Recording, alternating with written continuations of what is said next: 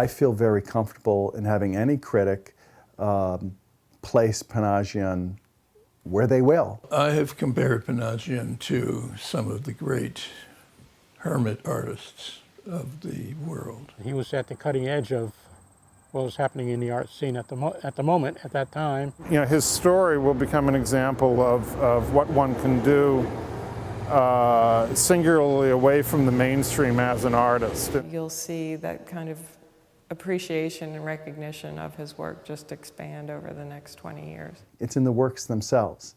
And these works are very strong and rest very comfortably on their own, hanging on museum walls.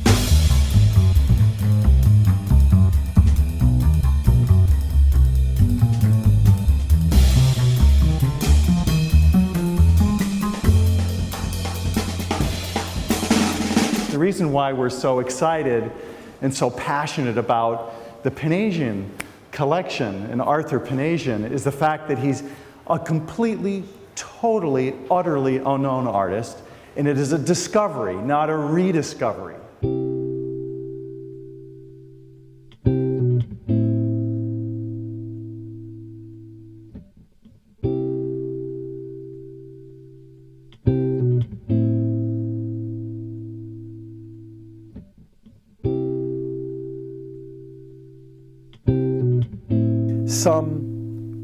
I should say many works did have to be thrown out only because they had been stored in the garage for so long under conditions of dampness, humidity, that the paint had all but flaked off the canvas completely. Before he died, his sister told me that he said to her, just throw it all in the garbage.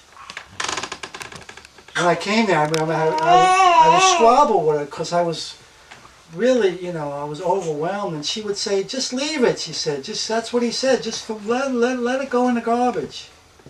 And I kept saying, how could you say that? I went out to Bellport and visited to see this collection, and I was not disappointed. I was amazed, a little bit overwhelmed by the sheer quantity, and ultimately discovered enough works that are of such high quality, works that were as good or better than his more famous abstract peers. Bill's reactions to the works of art, at first being, well, I don't know, you know, it's nice, it's good, but it's not going to change the canon of art history.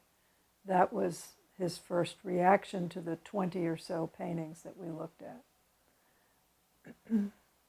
When he began to get into it, for me, there was tremendous excitement in watching Bill get excited. There's a variety of things that stood out to me as a curator and also as an artist myself. Of course, I'm very drawn to the color in many of the works, the strong sense of design, the graphic nature, the angles and dynamic compositions. What's exciting about Pinajian's work and sets it aside is the kind of singularity of his pursuit of a personal vision, which particularly comes into view when he's going back to the same scenes over and over again, painting Overlook Mountain or a particular view or a still life repeatedly, finding new things in it each time. His art was very private to him, and it was a diary of his life that was personal, that he really didn't want to share with the world. The act of making the art was the most important thing.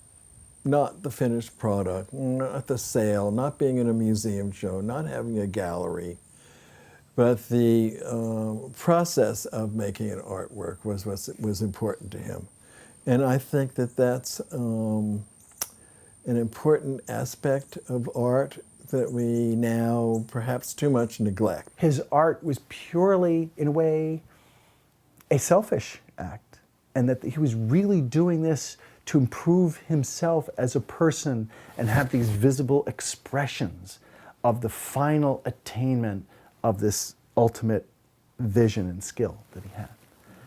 And thank God it was saved.